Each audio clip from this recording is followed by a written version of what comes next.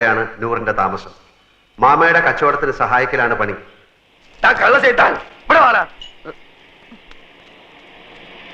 എന്താ മാമ?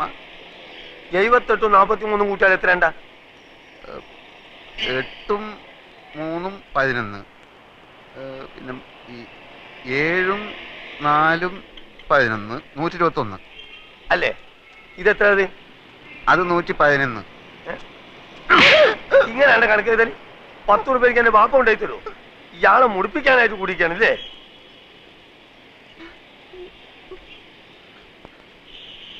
ഈ എന്താണ്ട് കുന്തം മുണിക്കമായിരിക്കണേ? അന്റെ മൂന്ന കാണാനല്ലേ എരപ്പ ഈ ആൾക്കാർ വന്നിക്കണേ? പോയി പണി കൊള്ള ലക്ഷണം കേട്ടോ.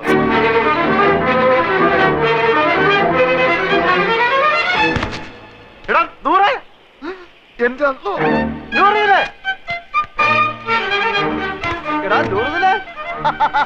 എനിക്കറിയാം നീ സ്റ്റേഷന് വന്ന കാണും തിരക്കിനിടപെട്ട് വട്ടം കറങ്ങിണ്ടാവുന്ന. ഞാനും നിന്നെ പരിധി എവിടെ കാണാൻ?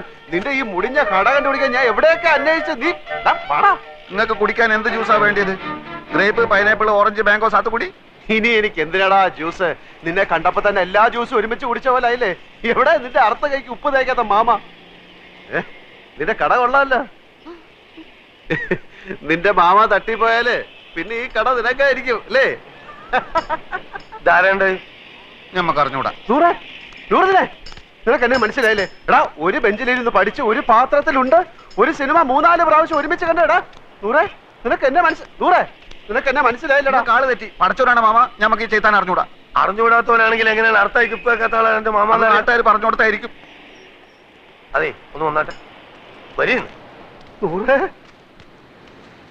അതെ, ഈ ചെക്കന്റെ പേര് 100 എന്നാണ് ആൾക്കാരെ പറഞ്ഞത്. അതാരെങ്കിലും പറഞ്ഞു തരണോ? ഇമാതിരി മുമ്പിലായക്കാരെ ഞാൻ ദിവസേന കാണുന്നുണ്ട്. ഞാൻ അങ്ങനത്തെ ആളൊന്നുമല്ല.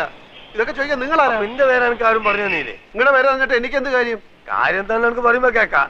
നീ ഇപ്പൊ പറഞ്ഞില്ലേ അർത്ഥമായിക്ക് ഇപ്പൊ കേൾക്കാത്തൊരു മാമനെ പറ്റി? ആ മാമാണ് ഈ മാമ. അയ്യോ മാമ, സോറി മാമ, ഞാൻ അങ്ങനെ ഉദ്ദേശിച്ചൊന്നും പറഞ്ഞല്ല. ഞാൻ ചുമ്മാ പറഞ്ഞ. നിർത്തല നമുക്ക്. ഈ എന്താ നമ്മളെ മാമാന്ന് വിളിക്കുന്നത്? എന്റെ അമ്മ എന്താ നമ്മളെ പെങ്ങളച്ചാ? ഇല്ലാത്ത പരിചയം കാട്ടി ഓരോരോ ഹമാറുകൾ വലിഞ്ഞു കയറും കേരളക്കാരെ പറയിപ്പിക്കാൻ. മേലാലിന്റെ പൂടിയന്റെ ചുറ്റുവട്ടത്തിൽ എങ്ങാനും കണ്ടാൽ അന്റെ കാൽ അടിച്ചിട്ട് ഞാൻ എൽഷേപ്പാക്കും. ആ പോ പോ ഇങ്ങോട്ട് പോ കളവേ.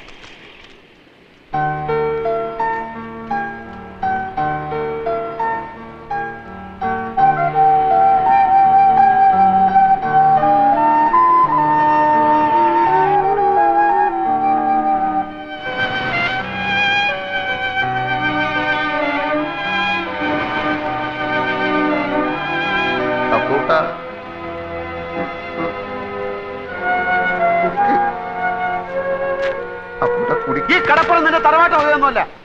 നിനക്ക് എന്നെ അറിയില്ലല്ലേടാ പൊന്നി. എടാ, സ്കൂളിൽ പഠിക്കുമ്പോൾ ഞാൻ നിനക്ക് എത്ര ഐസിക്ക് വാങ്ങിച്ചു തന്നിട്ടുണ്ടോ? എടാ, എല്ലാ കണക്ക് പരീക്ഷയ്ക്ക് നീ എന്റെ പേപ്പർ കോപ്പി അടിച്ചല്ലേടാ ജയിച്ചത്? എടാ, 8ാം ക്ലാസ്സിൽ പഠിക്കുമ്പോൾ ഹൈമാവതിയുടെ ചോറ് കട്ട് നിന്നതിനെ നിന്നെ സ്കൂളിൽ സസ്പെൻഡ് ചെയ്തപ്പോ ഞാനല്ലേടാ കുറ്റം ഏറ്റെടുത്ത് നിന്നെ രക്ഷിച്ചത്? പറയടാ. കഴിഞ്ഞ എന്ത് കഴിഞ്ഞാന്ന് പറഞ്ഞു? കഴിഞ്ഞോന്ന് കഴിഞ്ഞെങ്കിൽ ഞമ്മക്കും ചിലത് പറയാനുണ്ട്. എനിക്ക് കേൾക്കണ്ട. എന്നാ ചെവി പൊത്തിക്കള. പലിശക്ക് പണം കൊടുക്കുന്ന മാമാന്റെ ആട്ടും തുപ്പ് സഹിച്ചിട്ട് നമ്മളിവിടെ കയ്യാ. എന്തിന്? മൈമുനേനെ മറ്റാരും തട്ടിക്കൊണ്ടുപോവാതിരിക്കാൻ വേണ്ടി. ശമ്പളം ഇല്ല, നല്ലൊരു ഷഡ്ഡി വാങ്ങാനുള്ള പൈസ പോലും അയാൾ തരില്ല. സഹിക്കുക. അങ്ങനെ ഇരിക്കുമ്പോൾ കഴിഞ്ഞ കൊല്ലം നാട്ടിൽ നിന്നൊരു പഹയം വന്ന് ചാടി. നമ്മളെ കോയിക്കലെ മൊയ്തൂക്കാന്റെ മോൻ ഖാലിദ് നമ്മളെ കൊണ്ടാവും പോലെ അവനെ നമ്മൾ സൽക്കരിച്ച് ഒടുക്കം മാമാന്റെ കയ്യിൽ നിന്ന് 500 റുപ്യ വാങ്ങിയിട്ടോ മുങ്ങിക്കളഞ്ഞു. അതിനുശേഷം നമ്മളെ കൂട്ടുകാരനാന്ന് പറഞ്ഞിട്ട് ആര് വന്നാലും മാമാന്റെ അടി ഞമ്മക്ക. ആ ഒറ്റ കാരണം കൊണ്ടാണ് അപ്പൊ കൂട്ട അറിയാത്ത പോലെ നമ്മൾ ആക്ട് ചെയ്തത്.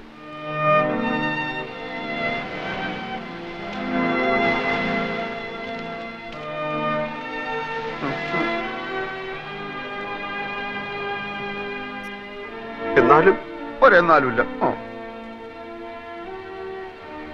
എന്റെ ഈ വിഷമം മാറണമെങ്കിൽ നീ എനിക്ക് ചില സഹായങ്ങൾ ചെയ്തു തരണം. പടച്ചോനെ, എന്ത് സഹായം? അച്ഛന്റെ കേസിന്റെ കാര്യം ഞാൻ എഴുതിയിരുന്നല്ലോ. പെൻഷൻ വരെ അവർ പിടിച്ചു വെച്ചു. ഇളയ പെങ്ങളാണെങ്കിൽ മെഡിസിൻ 3-ാം വർഷമാണ്. കേസും ഫീസും ചെലവും നടത്തി ഒരു വഴിയാധാരത്തിന്റെ വക്കിലാണ് ഞാൻ. വീട് വിൽക്കാൻ നോക്കിയപ്പോൾ ഇവിടുത്തെ അളിയെ സമ്മതിക്കുന്നില്ല. നാട്ടിൽ ചെന്ന കടക്കാരെല്ലാം കൂടെ എന്നെ എടുത്തിട്ടിരിക്കുന്നു. ഈ അവസ്ഥയിൽ എനിക്ക് എന്ത് സഹായമാണ് വേണ്ടതെന്ന് നിനക്ക് ഊഹിച്ചൂടെ? ഊഹിക്കാം. ആദ്യം കിടക്കാനൊരു സ്ഥലം, അതെ, പിന്നെ ഒരു പണി, അതെ, രണ്ടും നടക്കൂല. നൂറേ, മോനെ അപ്പക്കുട്ട, ഞമ്മള് തലയായിക്ക് നേടിയാന്ന് അറിയാം നിനക്ക്? ഇത് അങ്ങോട്ട് നോക്ക്. ആ ജ്യൂസ് കടയുടെ പിന്നിലൊരു മറയുണ്ട്, അവിടെയുള്ളൊരു ബെഞ്ചില. നല്ല വീതിയുള്ള ബെഞ്ചാണോ? ബെഞ്ചിന് വീതി ഉണ്ടോ ഇല്ലയോ എന്നുള്ളതല്ല പ്രശ്നം. പകൽ നേരത്ത് മാമ വരുമ്പോ എന്നെ അവിടെ കാണില്ല. അങ്ങനെ കിടക്കാനൊരിടം കിട്ടി. എവിടെ പോയി എന്ത് ജോലി തേടണമെന്നറിയാതെ നടന്നപ്പോഴാണ് കയ്യിൽ വന്നു വീണ ഒരു പത്രത്തുണ്ടിൽ ഒരു പുതിയ പെയിന്റ് കമ്പനിയിൽ സെയിൽസ് റെപ്രസെന്റേറ്റീവിനെ വേണമെന്നറിഞ്ഞത്. 3000 രൂപ ശമ്പളം, ടൈ കെട്ടണം, ബെൽറ്റും ഷൂവും വേണം, എല്ലാം ഓക്കെ. പക്ഷെ ജോലി വേണമെങ്കിൽ സ്വന്തമായി ഒരു മോട്ടോർ സൈക്കിൾ ഉണ്ടാവണം. ഒന്ന് തൽക്കാലം വാടകയ്ക്കെടുത്ത് ജോലി സംഘടിപ്പിച്ചു. പക്ഷേ അതുകൊണ്ടായില്ല. നൂറിനോട് കാര്യം അവതരിപ്പിച്ചു. നിങ്ങൾ നിങ്ങളുടെ ഇഷ്ടം പോലെ ചെയ്. ബാപ്പ എങ്ങാനും അറിഞ്ഞാ അറിയാലോ. അറിയാ എന്റെ കരളെ. പറയാ ചതിക്കല്ലേ, സ്നേഹമുള്ളവളാ മൈമുന. എടാ നൂറെ, 5000 രൂപ കൊടുത്താൽ മാർവാടി ബൈക്ക് വരും. 2000 എന്റെ കയ്യിലുണ്ട്. ഇത് വെച്ച് 3000. ബൈക്കും ജോലിയും കയ്യിൽ. 600 രൂപ അടവുള്ളൂ. എല്ലാം ശരിയാവും. നീ വാ. ഇടക്കാല ആശ്വാസം പോലെ ഒരു മുറിയും പണിയുമായി. ജീവിതം കൂടുതൽ വഷളാവുകയാണ്.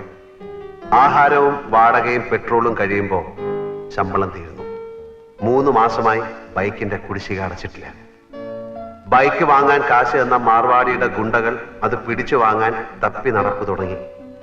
അതിലും കഷ്ടമാണ് നൂറിന്റെ മുഖത്ത് നോക്കാൻ. മൈമുനയുടെ 3000ന്റെ പലിശ കയറി വരുന്നു. പെയിന്റ് വിറ്റ് കിട്ടുന്ന കമ്മീഷൻ കൊണ്ട് ജീവിതം മുന്നോട്ട് പോകുന്ന ലക്ഷണമില്ല. നാട്ടിലെ കാര്യം അതിലും കഷ്ടമാണ്. അങ്ങനെ ഇരിക്കെയാണ് കമ്പനിയുടെ സൂപ്പർവൈസർ ബാലൻ ഒരു പെയിന്റ് കട തുടങ്ങുന്ന കാര്യം പറഞ്ഞത്. എംപ്ലോയീസിന് കമ്പനി 90 ദിവസത്തെ സ്റ്റോക്ക് കടം തരും. കച്ചവടം കഴിഞ്ഞ് കാശ് കൊടുത്താൽ മതി. കട തുടങ്ങാനുള്ള കാശ് ബാങ്കിൽ നിന്ന് ലോൺ തരും. ചെറിയ തോതിൽ തുടങ്ങിയതാ ഞാൻ. ഇപ്പൊ എല്ലാ ചെലവും പോയിട്ട് മാസം 20,000 രൂപ എന്റെ പോക്കറ്റിൽ കിടക്കും. ഞാൻ ബാങ്കിൽ പോയി അപേക്ഷിച്ചു. 2 വർഷത്തേക്കെങ്കിലും സ്വന്തമായോ വാടകയ്ക്കോ ഒരു കട കയ്യിലുള്ളതായി കാണിച്ചാൽ ലോൺ തരാം എന്ന് സർദാർജി മാനേജർ പറഞ്ഞു. കൊടുക്കാന്ന് പറഞ്ഞിട്ട് മാസം 2ആയി. മാമ അറിഞ്ഞാൽ എന്റെ മയ്യത്തും ഓളം നിക്കാഹ് ഒരുമിച്ച് നടക്കും. എടാ, അതിപ്പോ ഞാൻ പണം കൊടുത്താലും നിന്റെ മയ്യത്തും അവളുടെ നിക്കാഹും ഒരു ദിവസം തന്നെ നടക്കും. നീ അയാളെ താങ്ങി നടക്കുന്നിടത്തോളം കാലം ഈ നിക്കാഹ് നടക്കില്ല. ഓളെ വേറെ ആരെങ്കിലും കെട്ടിക്കൊണ്ടു. ബേജാറാക്കുന്ന വർത്താനം പറയല്ലേ അപ്പക്കുട്ട. നീ ഒരു കാര്യം ചെയ്യും. നീ ആ കട തൂത്തുവായിരുന്ന പണി നിർത്തിയിട്ട് സ്വന്തമായിട്ടൊരു കച്ചവടം തുടങ്ങാൻ നോക്ക്. അതിന് പണം വേണ്ടേ? ഉണ്ടാക്കണം. അതെങ്ങനെ? നീ എന്റെ കൂടെ നിൽക്കേ. ഞാനൊരു പെയിന്റ് കട തുടങ്ങാൻ പോവാണ്. ഒരു 4 ലക്ഷം രൂപയാവും. പണം കായ്ക്കുന്ന മരന്തെങ്കിലും നട്ടുപിടിപ്പിച്ചിട്ടുണ്ടെങ്കിൽ 4 ലക്ഷം പോലും. എടാ, ബാങ്ക് തരും. മാനേജറെ പോയി കണ്ടു. നല്ല അമ്പോറ്റി ഒരു സിംഗ് ലോണിനുള്ള ആപ്ലിക്കേഷൻ കൊടുത്തു. അടുത്ത ആഴ്ച കാശ് കിട്ടും. അപ്പൊ കൂട്ടാ ഞമ്മളെ അങ്ങനെ മണ്ടനാക്കല്ലേ. നിനക്ക് എന്നെ വിശ്വാസം ഇല്ലെങ്കിൽ നീ എന്റെ കൂടെ വാ. ബാങ്ക് മാനേജറുടെ വായിൽ തന്നെയൊക്കെ 2 ലക്ഷം രൂപ ഡിപ്പോസിറ്റ് കൊടുത്താൽ 10 ലക്ഷം രൂപയുടെ സ്റ്റോക്ക് വരും. വിറ്റിട്ട് 3 മാസം കൊണ്ട് പൈസ തിരിച്ചു കൊടുത്താൽ മതി. കടയുടെ വാടക 1.25 ലക്ഷം രൂപ. പോയിട്ട് 75,000 25,000 വീട്ടിലേക്ക് അയച്ചു കൊടുത്താലും കുറെ നാളത്തേക്കുള്ള കേസും ഫീസും നടക്കും. ബാക്കി 50,000 15,000 കൊണ്ട് മറ്റേ മോട്ടോർ ബൈക്ക് മാറാടിയുടെ മുഖത്ത് വലിച്ചോണ്ട് കൊടുക്കും. ബാക്കി 35,000 15,000 കൊണ്ട് അന്തസ്സുള്ള വൃത്തിയായിട്ടൊരു സ്ഥലം താമസിക്കാൻ. അപ്പൊ മൈമനയുടെ 3000 അത് കൊടുക്കും. പോയിട്ട് 22,000. അത് ഞാൻ എന്ത് ചെയ്യുന്നറിയോ? കൊറേ കുപ്പായം വാങ്ങും, കൊറേ സിനിമകൾ. എടാ മണ്ട മുത്തപ്പ, അത് ഞാൻ നിനക്ക് തരും. ഒരു ജ്യൂസ് കട തുടങ്ങാൻ.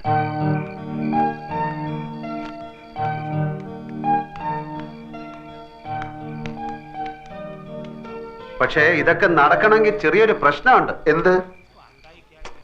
2 വർഷത്തെ കടവാടക മുൻകൂർ കൊടുത്താലേ ഈ ഓണർ വാടക ചീട്ട് എഴുതി തരൂ. അത് കാണിച്ചാലേ ലോൺ കിട്ടൂ. തിങ്കളാഴ്ച ലോൺ കിട്ടും. 5 ദിവസത്തേക്ക് ഒരു 1.25 ലക്ഷം രൂപ ലോൺ കിട്ടി. അപ്പൊ തന്നെ തിരിച്ചു കൊടുത്തേക്കാം. നിനക്കാരാ എത്ര ഉറുപ്പ്യ കടം തരിക? നീ വിചാരിച്ചാലേ നടക്കും. നീ വിചാരിച്ചാൽ അത് നടക്കും. അതെങ്ങനെ? നിന്റെ മാമയെടുത്ത് ചോദിച്ചാൽ. നടന്നു തന്നെ. ആളും തരവ് മുതൽ നോക്കിയിട്ടാ മാമ കാശ് കൊടുക്കുക. നിനക്കാന്ന് പറഞ്ഞാൽ 10 ന്യായ പൈസ വരില്ല. എന്ത് കണ്ടിട്ടാ? എടേ, എനിക്ക് വേണ്ട.